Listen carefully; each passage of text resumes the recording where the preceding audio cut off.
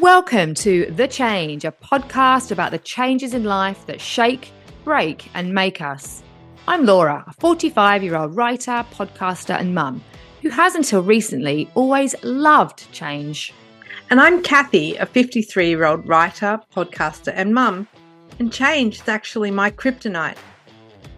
We acknowledge the traditional owners of country throughout Australia on which this podcast is recorded and recognise the continuing connections to lands, waters and communities. We pay our respects to Aboriginal and Torres Strait Islander cultures and elders past and present. Hey, Laura, how are you going? Kathy, I am so well. Good to see you. How are you going? Yeah, not too bad. Look, I'll be honest, I've had a few migraines lately, Oh, so that's no been, good. not a lot of fun. But, I'll survive. It's not the end of the world. Well, I hope so. I hope you've got some good drugs on hand or some, techniques to head into a dark room and sleep them off because they're awful. I hate migraines. Yeah, I know. They're horrid. Just suck. They do. Well, I guess I could start with some good news for you then. Please yeah. Give me some. So, older women are having a moment, and Why older women? How old are we talking? Are we talking 25 or 35? Oh no, I'm talking over 50 women. Women over 50. Woo, me! Yay, you! And I know I'm so here for it. I love to see it, and I mean, it probably is my algorithm and your algorithm and probably women of our age's algorithm. But what we're seeing in big ways, which I find very encouraging. The Golden Globes happened just recently and we shared Demi Moore speech from our Instagram account because she won her first award after something like 45 years in the business. I think her speech was, she's almost 60, is Demi Moore, and looking amazing. But not only did Demi Moore win at this year's Golden Globes, there were heaps of other women in their 40s, 50s and 60s in the spotlight. And I think this is one of the first times I personally have ever seen it. And there's been a lot of media around it, which I think is fantastic. So just to list a few that I found: Jodie Foster, she's 62. Demi Moore is also 62. The Brazilian actress Fernanda Torres was 59. Zoe Saldana, 46. They all won awards for their performances. And I think it just shows not only are they being recognised by their contemporaries and by the industry in general, but they're getting better roles, right? Because obviously if there weren't roles for women, which there weren't for years, you were either the kind of ingenue and you were sort of 25 playing the wife of someone in their 50s. Yes. Or you were a grandma kind of role playing a crazy lady or something. Like kind of like The First Wives Club. Yes, that with, I love that Goldie, film. And Goldie Hawn in that. Just after, like in that opening scenes, she's desperately trying to get the cosmetic surgeon to fill her lips. That's more. Right. And then they bump into each other, Yes. at the funeral, and then they go out for lunch and they're saying, tell us what work you've had done. And she's like, oh, no work, just, healthy living and clean diet and lots of exercise. Yeah. And she was trying to convince the cosmetic surgeon that she needed to have all of this work so that she could stay current. And doesn't she then turn up? Like, she's like, oh, I've got this great, this audition. Turns out that she thought she was auditioning for the lead role of the young, hot woman. And she was young and hot then. And she was young and hot. She was probably mid-40s. Yeah. I mean, and she looks amazing. Yeah, she still does. But she was actually, they hadn't told her. Yeah. But she was actually there to be her mother. That's right. Something. It's a very funny moment in the film, but yes. She didn't take it all that well. No. And I think that's right. So there were comedy films like that, and also another one, that era with Goldie Hawn is one of my fauvorite eras. I thought she was brilliant in Death Becomes Her as well. Although that's kind of creepy in that it's all about the fountain of youth, isn't it? Although they end up not so well. But yes, there were comedy movies and for a niche group of women, but there weren't awards where it was like what Demi Moore said about being a popcorn actress. You never was able to kind of elevate to the levels that men have always obviously been able to be awarded for. Jodie Foster was in The Accused, but she was amazing. Like that particular, I'm sure it was called The Accused. Yes. And essentially, I'm sure it was about a horrific assault. Sexual and she assault. Was basically the only female in the movie. And so she was a standout performance, that year that came out.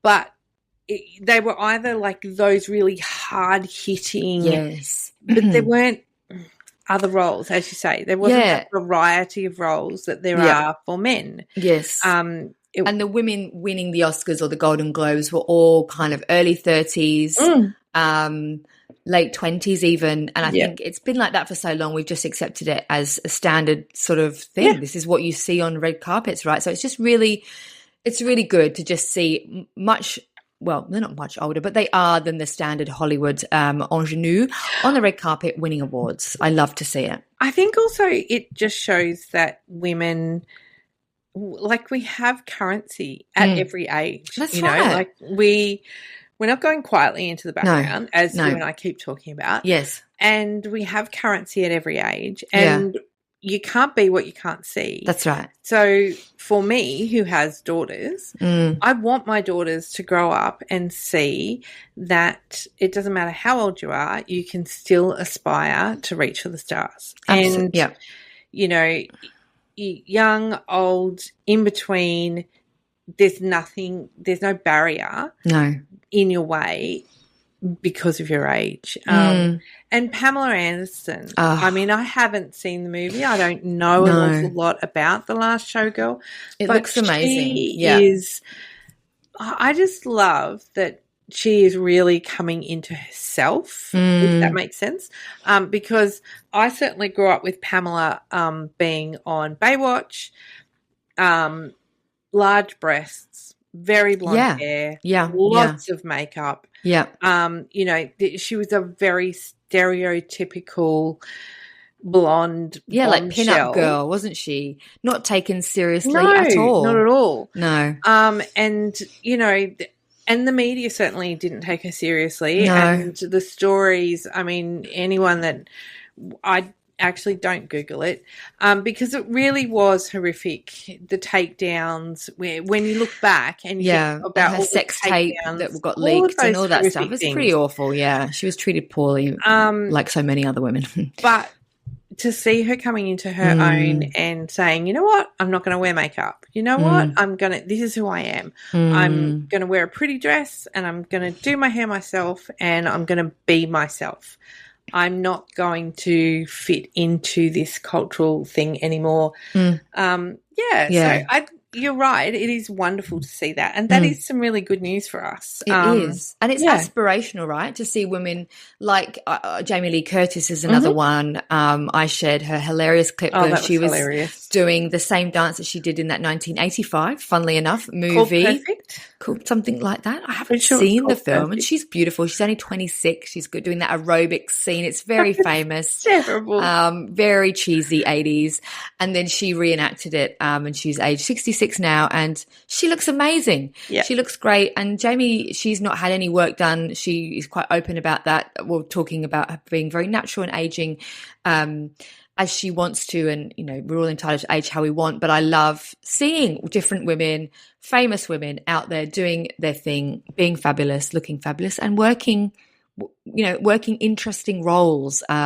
It's really great, but it's actually not just the celebrities. And you sent me a great clip that I missed. The Project is a TV show here on Channel 10, and they had a feature about how older influencers are having a moment, and they did an interview with a pair of friends called Ginger and Carmen who they like to go shopping, they like to travel, they just like to have a lot of fun, and they're kind of going off, they're popping off on TikTok. And I think that's really great because while it's a very youth-centric kind of a space, TikTok, there is definitely a moment currently for embracing women of every age. And it's really nice to see some local women from Australia doing good things and just having fun and showing that women of a certain age can still, you know, look great in fashion and have fun and produce good content that people want to work with and pay them for. That's the other thing, right? It's not just that, you know, young brands working with young people. There are older women that are brand worthy too. I think it's also the marketing agencies are starting to catch up and realize who has the money. Yes. Right? Like, you know, the older we get, the more disposable income we have and the more, like, we actually have the money, right? Yeah. And if they want us to spend it, then they need to target us where we are, not target us as though we are 20-year-olds or, it doesn't, you know what I mean? Instead of sort of trying to get us to dress like 20-year-olds, say, well, dress however you want, but like here's fashion or here's makeup or here's skincare that is for older skin, you know, even, you know, you see things that they're like, oh, we do women's specific exercise classes. Okay, but are they actually for women of my age or going through my life cycle being menopausal and so catering for the things that I need with the hormone loss that I have, the bone density that I need, you know, like it's one thing to say we do women's health, but do we really do women's health? And I think it's, there was also another article that I saw, which I thought was a really lovely one. And I mean, I fit, so I meet their criteria. You don't. It's the granny grommets over in WA. Yes, I love this. Down for about 20 odd years. We'll pop the link in the show notes. They're starting to go off around the world, but you have to be 50 to join the granny grommets. Love it. And they have a wait list, and there are people. And are they bodyboarding? Pardon? Bodyboarding, right? Yeah, They've got bodyboarding as in the opposed ocean. to surfing. Yes. Because it's a little bit easier. Well, I say a little bit easier on the body, but I'm pretty sure in the story they talk about one of the women who has had like a broken nose and, you know. I guess you can get bashed around by the ocean, right? By the waves, can be like quite that. vicious. Yeah, but you don't have to push yourself up onto the board, just standing. No, so it's a bit more age inclusive. Yeah. Yeah. But I just really love that. And then it is spreading around the world and we will not, well, I will not try and say the French term and butcher it, but the English translation is the turbulent penguin. Yes, it was so cute. I love that. Le pingouin turbulent or something along those lines, which I'm clearly I've quite butchered. sure that any of our French listeners will come and come for me. Come for you, mainly because you're British trying to speak French and you butchered it. Oh, yeah. Well, you know, at least I tried. At least they'd like to, I'm sure they'd like to see that. But yeah, I think also grommet is a term that I suppose doesn't translate so well into Europe, hence the penguins, because I had never heard of the word grommet before I came to Australia. So it's obviously a very, mini surfer. Yes, because Jules my husband talks about seeing all the grommets out in the waves. Grommies. But, or grommies. So yeah, it's very They have no cute. respect for us old folk who, you know, you understand, like, you have to line up on the wave and don't drop in. Don't drop in. It's a lot of etiquette with surfing. So there sure is. But apparently the granny grommets do not necessarily have the same etiquette because they're surfing in the shore break and they're not going out the back and interrupting the surfer flow, which we don't want. It was. I thought that was a really sweet article and we did an interview with Jacinth Bassett from Ageism is Never in Style. Big fans of her work, and which was season 1. I want to say, gosh, that seems like a long time ago, but it really wasn't. We're big fans of Jacinth, and I just thought that like the Project 10, the project story on Channel 10 and also the Granny Grommets, they really play into the Ageism's new campaign that they're launching at the moment, which is Don't Fear Your Future, which is so well, it's so inclusive, and I think it's something that young people really need to understand. I know I still feel a little afraid about aging and getting old, and I think there's a lot of things to unpack there personally for me, but that by talking about these things, and not just in a physical way, their campaign is all about not fearing your future financially. So and they're going down other areas like health, not fearing it from a health perspective, but currently they're launching this whole concept where we just need to don't fear the future by learning about these things as women, and it's important to take control and ownership over our own finances, and that's what they're focusing on. And it's a great area, right, to learn about for women. Yeah. Yes. And I mean, I did like one of them because it was around, knowing that aging is privilege and that life actually can get better as we get older. And I think it does if we let go of some of our fears. Yes. Yeah, absolutely. I think, it's so important. So important to have good role models, great campaigns like this one, women like the Granny Grommets, famous women doing fabulous things, and just being able to see them all and go, you know what? Being in my 50s, 60s, 70s plus is not as scary as I think it is. And also getting informed and educated and all that stuff as well to face what's ahead. Highly important. And some of the incredible women that we've spoken to over the last year as well, women that are doing incredible things, writing their first book at 70 is, it doesn't end. There's no end date on doing anything in life. The end date is when you, it's only there if you put it on yourself. That's limitation. Right. Oh, Laura, Kathy. I feel like 2025 can just fuck off. I take it we're going into our bad news story, Kathy. Yeah. Oh, look, it's just, here we are mid-January, and I shared a meme the other day on Instagram, and it was, I would like to cancel my subscription to 2025. I have experienced the 7-day free trial and I'm not interested. And it really kind of, look, I know that we said similar things about 2020. It was a bin fire and, 2021. It's just all the things. But it feels like there's been a lot that has happened, and we're only kind of mid-Jan, and it just feels a little bit overwhelming. I mean, it's a little dystopian, isn't it? I think when you see the wildfires, for example, that are happening currently in LA and are awful, like devastating, hard to actually comprehend, because in Australia we do experience bushfires here in summer, and they can be terrifying also. But I think with LA, the current LA fires, they're destroying towns. And in my mind, I'm thinking of towns and suburbs like Bondi. It's kind of that equivalent, right? Because they're coastal towns. So, I mean, I lived through the 1994 bushfires in New South Wales, and my parents and family were actually away on holidays and I was at home. We had 2 houses on the one property at the time, and we it was coming and it was pretty horrific, and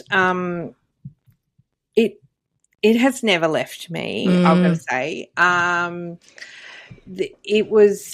We didn't lose our house, but we had fire on our back fence. I remember trying to get hold of my parents. And so, we're talking 1994. There were no mobile phones, right? Yeah, my parents were camping in a caravan park, but they were in a tent and everything. But the only way I could get a message to them was to ring the office. And then there was a chalkboard out the front, and they would write a message on it, Jim and Sue, please call home. And then I would have to hope that I was around to answer the phone. And I didn't know what to take. I didn't know what was important, what wasn't important. I remember feeling very scared and stressful, thinking, well, what's important? What papers do I need to take? I really just remember really wanting to speak to my dad to find out what papers do I need to take. And that was like in our area.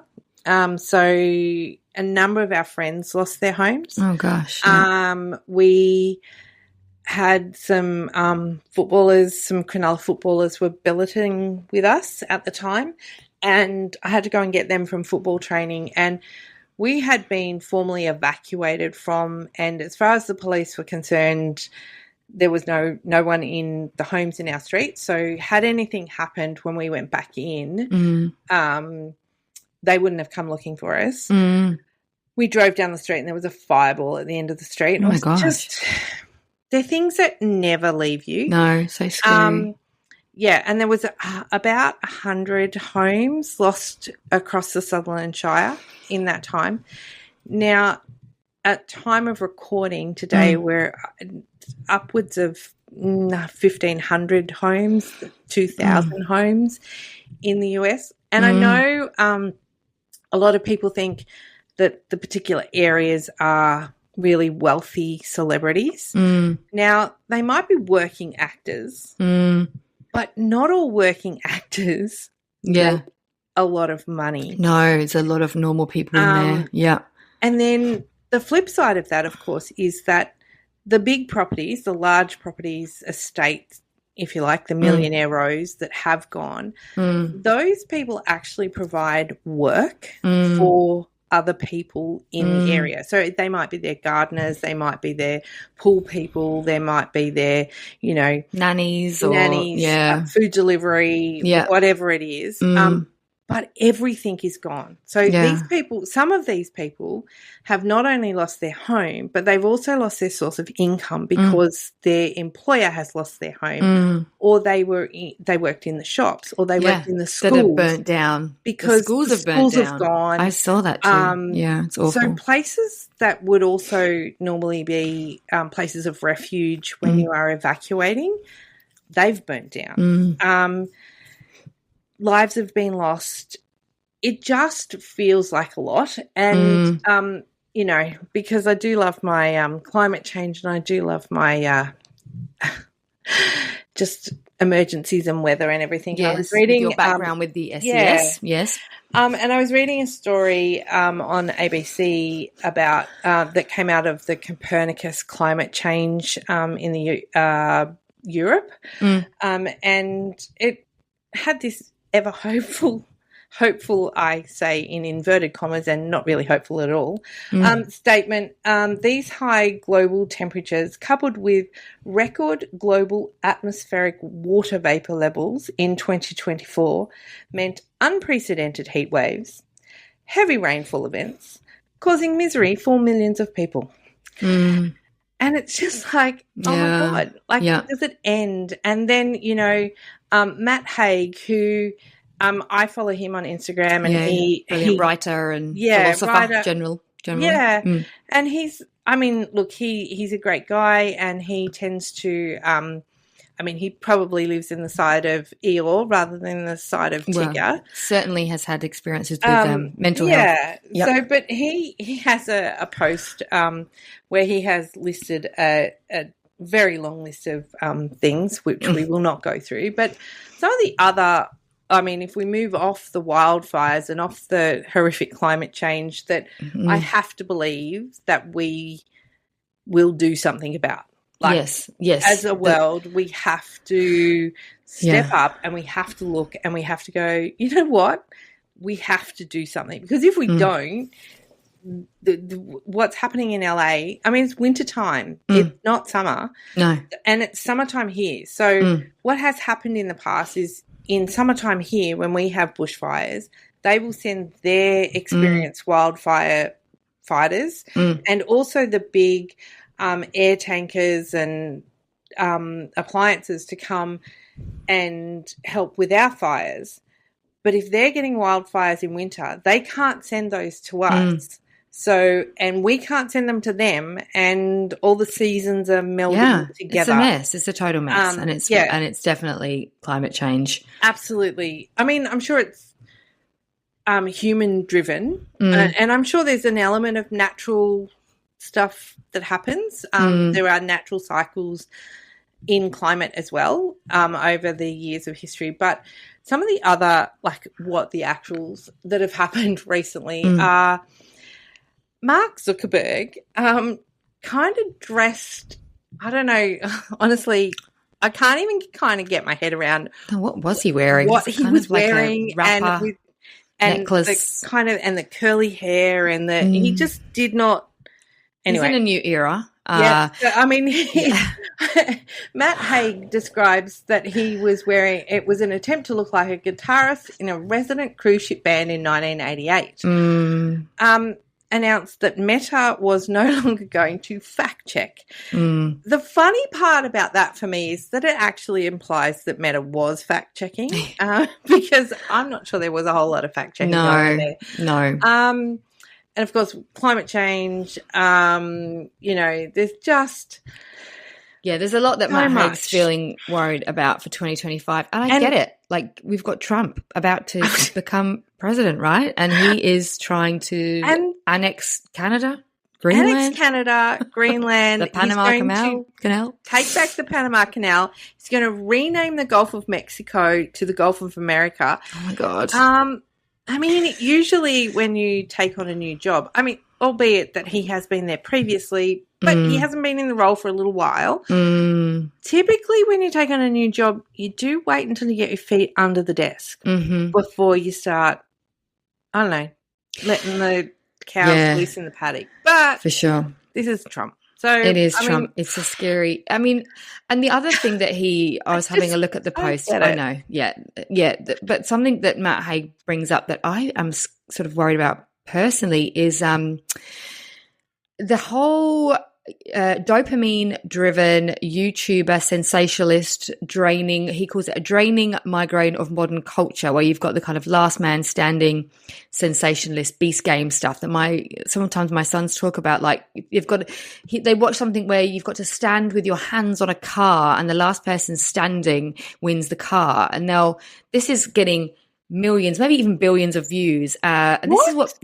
people are spending their time doing, and it does give you great concern for the future of humanity when you realize that people are investing in this kind of a culture of, I'll watch YouTube and maybe I'll win a car, or maybe I will win $1 billion, or maybe, rather than actually kind of thinking about how they can improve their lives in a much more measured, how about interesting, get a job, read a book, like slow it down. It really scares me, just tech generally, and parenting in the age we are parenting is unprecedented times.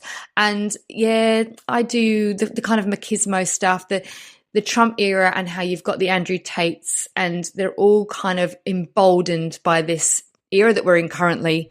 And it does worry me. And and as Matt Haig has said, and I think it's something that 2025 is going to be interesting for. I don't know. Fingers crossed it's not going to be all bad. Fingers crossed it's not going to be as horrifically bad as we think. And, I mean, we've seen terrible things before. People have lived through terrible things in the past. Correct. This is not the worst thing that everybody has lived through. And you did send me this beautiful poem, which I might read to just kind of, I don't know, give us because it feels like uplifting. Times like this you think, I can't do anything, the billionaires are taking over, climate change, wildfires, we're all going to die. And then you can do something. We can do things on a micro level. We can do things for our community. We can for volunteer. each other. We can, my mum has retired and she spends an awful lot of time, like close to 30 to 40 hours a week, volunteering with the local Meals on Wheels community. Fantastic. So there is always something that we can do. Who was it? Fred Rogers. Is that the right name? Don't know. And he says, look for the helpers. Oh, yes. Yeah, I like that because it's true. People And are it's always true. helping. Like, look for the helpers. But I just thought I'd just end this kind of crazy little weird, I don't know what's happening in the world. It just feels a little bit chaotic. And maybe it's because I'm a parent. And so I'm scared for the future. I don't know. Totally. And even non-parents, you're scared for the future, for your friends. What are we leaving for people? And what are we leaving? That's right, legacy. And it is hard at the moment. But I think you're right. We can do something. I mean, there is hope. There is hope. Yeah, read it. Lauren Brandt, she's a great parenting writer. Yeah. Lauren Brandt wrote, "Never think your contributions to humanity is too small. Never stop trying because it feels overwhelming. Send that text, drop that heart, make that call. Give $2, hug your kids, wave to your neighbour, smile at the dog, hold that space in your heart. Even when it feels like you don't know where to start, keep getting up, keep on trying, ignore the billionaires and corrupt. A million drops make a cup. We are not helpless, we are not hopeless. Little bits of love, little bits of care lets the universe know you are grateful to be there." Love it. To think is lovely because the world is a beautiful place, really, and we're surrounded by incredible people. And I said it in the last segment, but you and I have had the privilege of interviewing some really incredible women, and there are lots of incredible people doing incredible things. Yeah, or even just normal people doing normal shit, which we love. I love to just sort of see my friends and I think they're all okay and they're not evil, you know.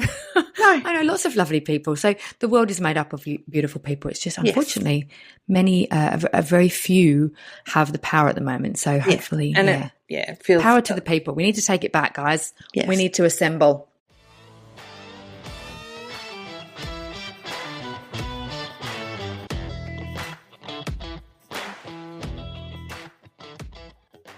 Now, Laura, last week we talked about 1985, which I threw down the gauntlet and I actually think is, and I'm still going to stand by it, still the best.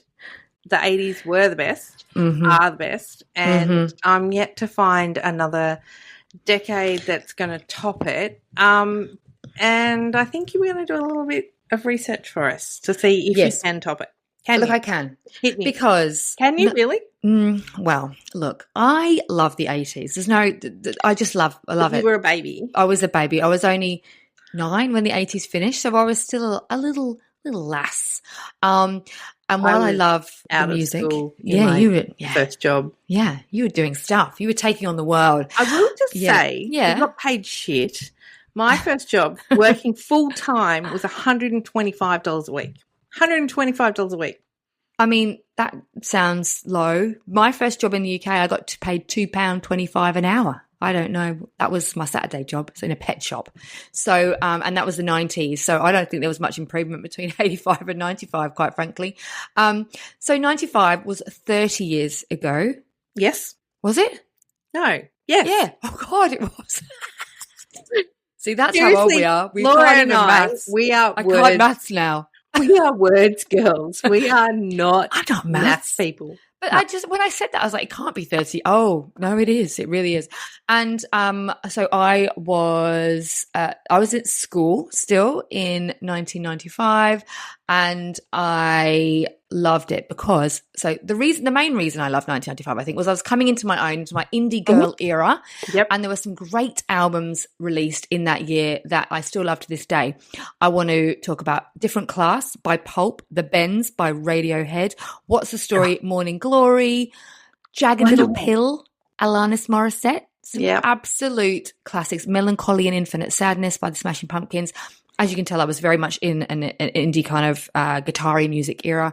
But I think it wasn't just the indie music that it was a big year for. There was some great pop and kind of R&B. R&B was actually really having a big moment in 95.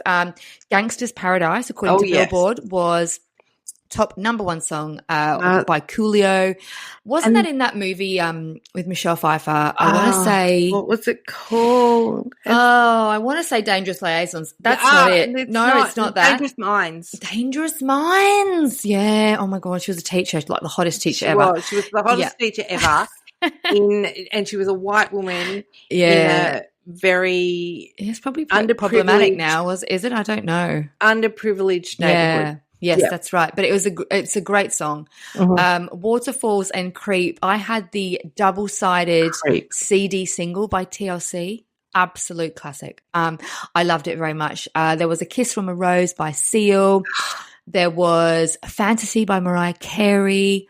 Another Night, Real McCoy. Great little dance floor. Another dreamer always you.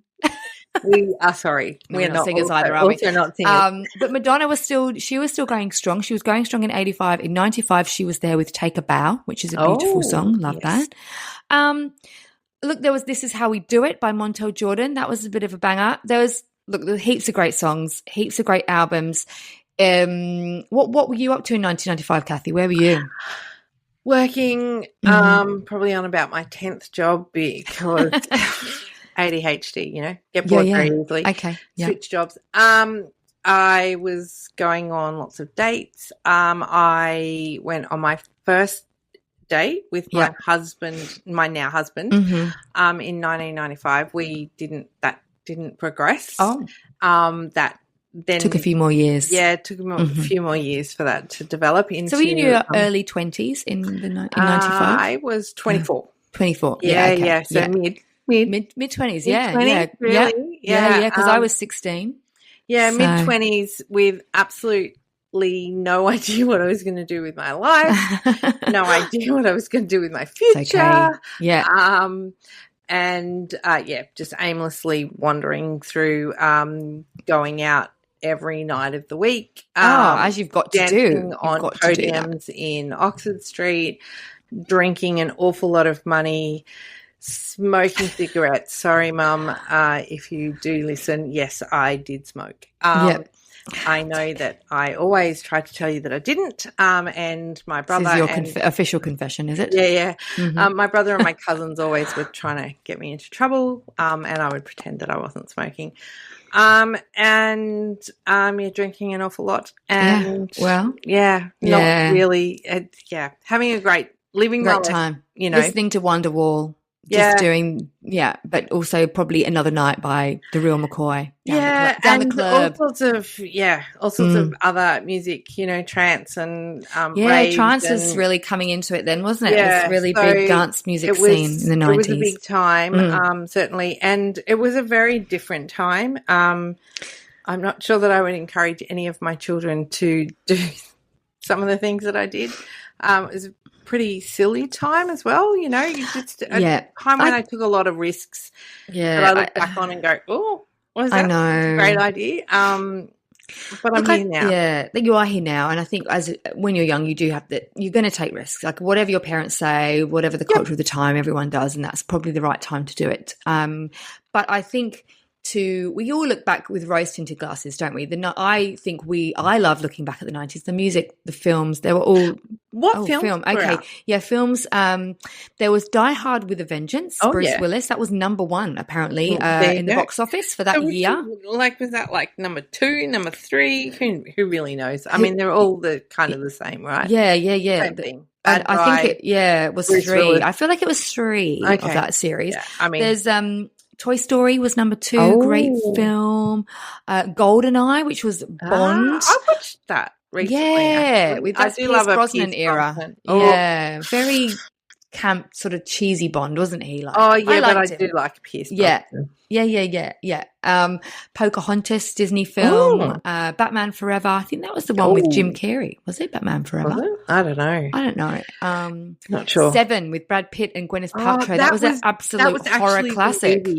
Yeah. Andrew and I went and saw on our first date. Honestly, it's not a date movie. It's really not. It's absolutely awful. Really the end of that film movie. is still disturbs me. So much about that film disturbs me. Yeah. I think I snuck into the cinema to see that with a friend underage. Because it would have been an 18. R-rated. Yeah.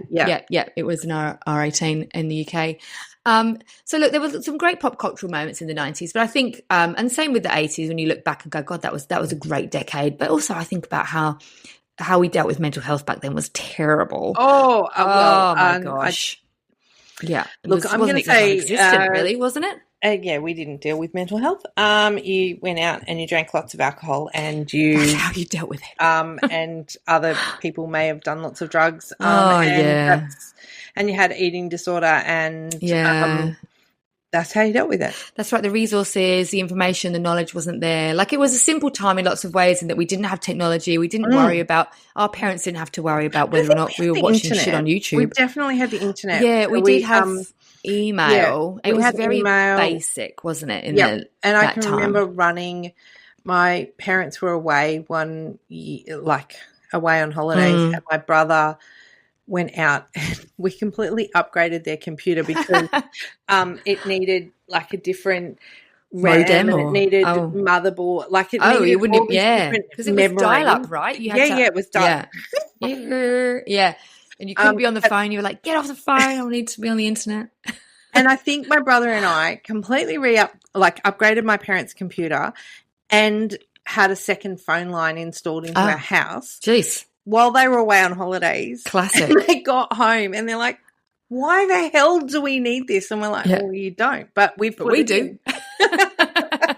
That was kind of a funny. It's so funny. I remember, because I was living at home, obviously, and I was only 16. I didn't actually get my first email until I was 18, so I was a couple of years off email. But I do remember some of the tech-savvy kids at school had emails, and I remember that my parents had a big computer in the computer room in our house, and we didn't even have email. I had to go to the library if I wanted to use the email and check. Look, hilarious. I'm going to say, that's probably not a bad thing. Like, I mean, if we think about like all the technology that we have access to now, and if we think about, the craziness of the things that are said on the internet, once upon a time, like in the simpler times, as we talk about, we would, if we were writing a paper for school or uni or whatever, you actually had to go to the library and you had to photocopy pages out of books, the Encyclopedia Britannica, and that were peer reviewed, and you had to, source research, actual research, hard copy stuff. And now, honestly, who knows what's real and what's not anymore? Well, these days, obviously, you can just get ChatGPT to write your essay for you. You don't even need to do the research. So, whether back then the internet was the Wild West and, people were saying that it was unreliable, but now it's so big, it's so massive, it's hard. It's just, it's changed everything. Yeah. I think that's why when we look back at, when we say like Gen X was amazing, or the 80s were fabulous, or the 90s were fabulous, or even the early which they were. We look back with a fondness because it was a simpler time. It was a different time. Yeah, totally. And, I know I kind of look back and I go, I wish I could just be back there. But actually what I just want is no responsibilities and just be able to go out and party every night and rock up to work. I know. Deathly hungover, with about an hour's sleep and feel okay because you're young. Yeah. And now I'm 12 years sober and I couldn't think of anything worse. So, There you go. Yeah, and I think it's also just the simplicity of, I wish as a parent that my kids would just watch a film or they would just read a book. But actually, it's so hard. Their attention is so divided. They want to play games. They want to play Fortnite, Xbox. And there's so many other things that we didn't have, the competing and those things that have the dopamine, the likes and the subscribey, the fast-paced YouTube that we didn't have that. It's just a different time. And so it's, as you say, no wonder we look back at our vintage decades with a lot of love. Yes. And fondness. Yeah. Yes. Well, I think that's us for this week. Yeah. Lovely chatting to you, Kathy. And I'm loving our weekly catch-up. Loving our weekly catch-up. And if you want to send us a little voice note or a message, please do. We'll listen. And any guest might include suggestions. Absolutely. We love your guest suggestions. We are planning ahead for season 4 and we can't wait to start interviewing some more wonderful women. Yes. Bye. Bye. Thanks for listening to The Change, a fully independent podcast. Whether you're seeking inspiration, curious about change, or just here for the great banter, we'd love you to make The Change, your new go-to podcast. And even better, send us your voice notes or questions about change. We'll use them on the show. Email us at changepod2023@gmail.com or DM us on Instagram at _change_pod. Find us wherever you get your podcasts. And don't forget to follow us on Instagram for more on The Change.